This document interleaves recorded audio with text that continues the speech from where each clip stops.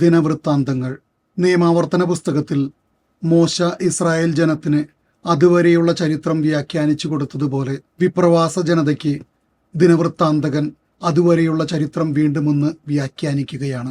ആദം മുതലുള്ള വംശാവലി ആദ്യം അവതരിപ്പിക്കുന്നു. അവിടെ ദാവീദിനും ലേവി ഗോത്രത്തിനുമുള്ള പ്രാധാന്യം എടുത്തു കാണിക്കുന്നു.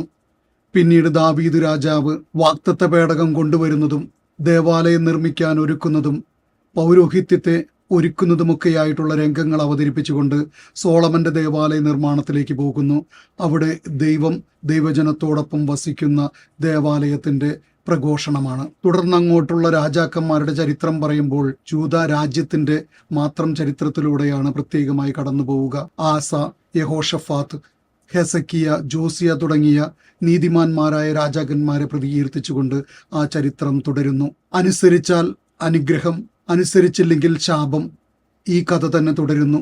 അവസാനം പേർഷ്യൻ രാജാവായ സൈറസിന്റെ വിളംബരത്തോടുകൂടി ആ ചരിത്രം അവിടെ അവസാനിപ്പിക്കുന്നു. എന്ന് പറഞ്ഞാൽ വിജാതീയ രാജാക്കന്മാരെ പോലും ദൈവം ഉപയോഗിക്കുന്നു തൻ്റെ ഉടമ്പടിയുടെ പൂർത്തീകരണത്തിനായി.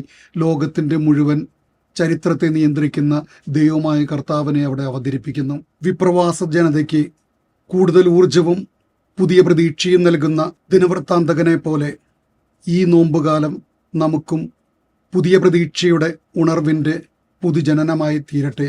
ഈശോ മിശിഹായ്ക്ക് സ്തുതിയായിരിക്കട്ടെ.